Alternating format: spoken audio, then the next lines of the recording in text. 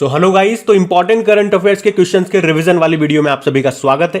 तो नवंबर के जितने भी बेहतरीन क्वेश्चंस आपने पढ़े थे करंट अफेयर्स में, वो सारे मैं एक बार आपके सामने लेकर के आऊंगा विद इंपॉर्टेंट पॉइंट्स। तो चलो बिना टाइम वेस्ट कर स्टार्ट करते हैं, और वीडियो लाइक कर देना और दोस्तों के साथ शेयर कर देना, मैं आपके ऊपर छोड़ता हूं। चलो शुरू करते हैं। तो देखो फिर इस प्रश्न में आपसे क्या पूछ रहे हैं। अभी कॉलिंस डिक्शनरी ने किसे वर्ड ऑफ द ईयर 2023 चुना था, तो आंसर होगा आर्टिफिशियल इंटेलिजेंस को, क्योंकि आर्टिफिशियल इंटेलिजेंस बहुत चर्चा में रहा है, याद रखना ये।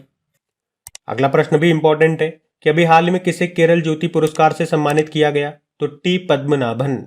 तो प्रसिद्ध लेखक हैं टी पद्मनाभन, जिनको अभी साहित्य में उनके उल्लेखनीय कार्यों के लिए केरल ज्योति पुरस्कार मिला है। देखो, जिस तरह से भारत में पद्म पुरस्कार होते हैं ना, उसमें भी अलग अलग कैटेगरी होती है, पद्म विभूषण, पद्म भूषण और पद्मश्री। उसी तरह से केरल सरकार ने भी 2021 में ये पुरस्कार शुरू किए थे, केरल ज्योति, केरल प्रभा और केरल श्री। तो केरल ज्योति हर साल एक ही व्यक्ति को दिया जाता है, और इस बार दिया गया टी पद्मनाभन को। इसे पहली बार दिया गया था एम.टी. वासुदेवन नायर को, तब भी हमने पढ़ा था। वैसे जो केरल प्रभा होता है वो 3 लोगों को दिया जाता है, और केरल श्री 6 लोगों को। आप केवल केरल ज्योति वाला याद रखो, ये किसे मिला है, टी पद्मनाभन को। बाकी देखो, दीनानाथ राजपूत दूसरा रोहिणी नैयर पुरस्कार मिला था ना इनको अभी, और वहीदा रहमान बड़ा इंपॉर्टेंट नाम है। अभी 2021 के लिए 53वां Dada Saheb Phalke life time achievement award इनको मिला था। आप यूं मत सोचना कि हर क्वेश्चन में मैं ये ऑप्शन क्यों ले रहा हूं, इससे टाइम बढ़ जाएगा।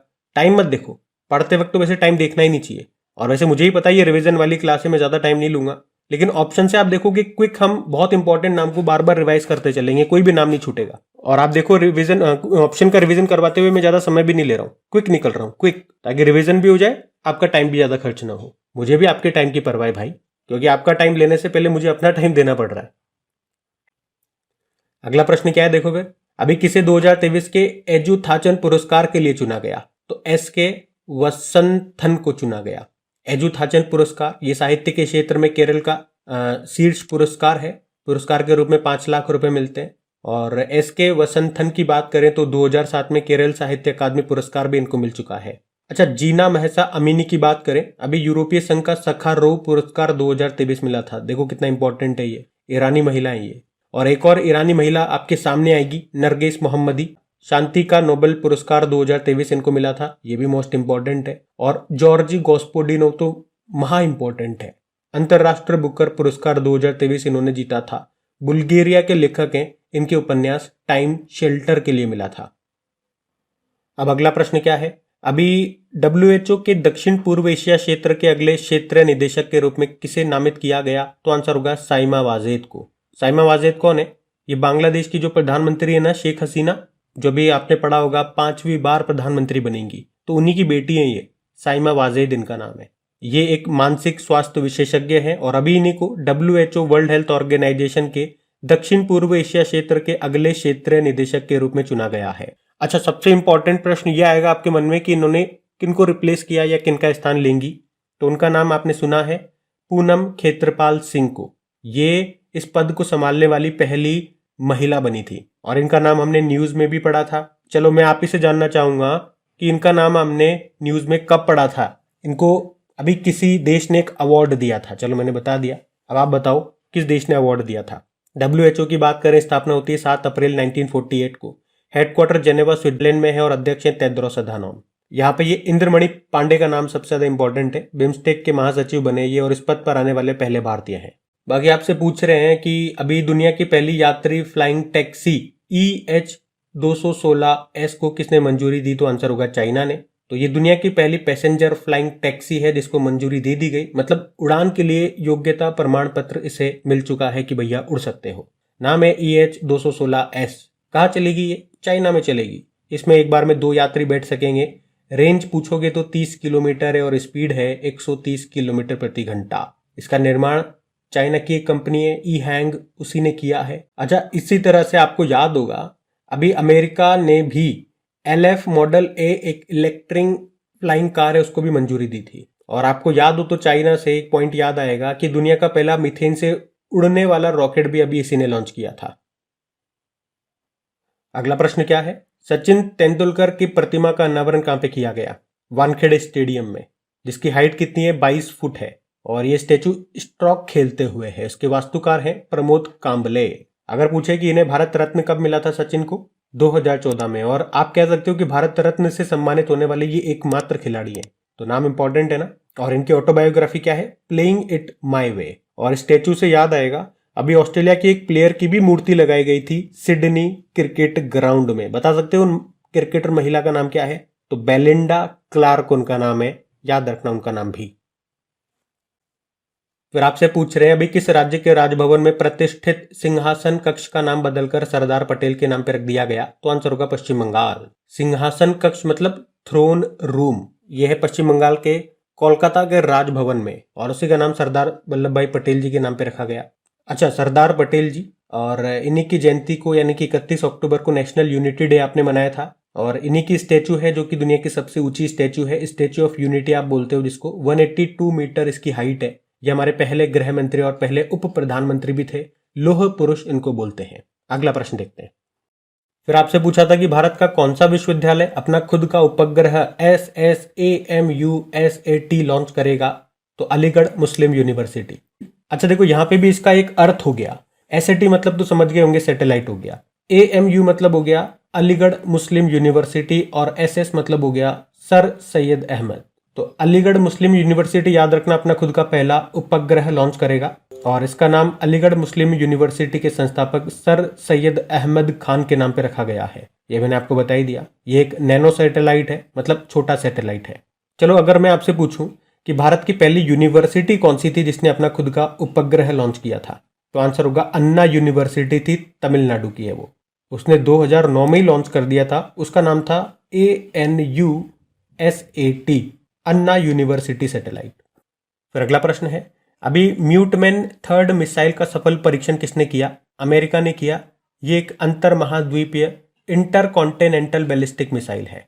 इसकी रेंज कितनी है? 6000 मील से अधिक इसकी रेंज है। और स्पीड की बात करोगे तो 23 मैक, और स्पीड की बात करोगे तो 23 मैक, या यूं कहूं कि 24,000 किलोमीटर प्रति घंटा इसकी स्पीड है। एक मैक मतलब होता है स्पीड ऑफ साउंड, तो उसका 23 गुना कर लो, याद रखना ये।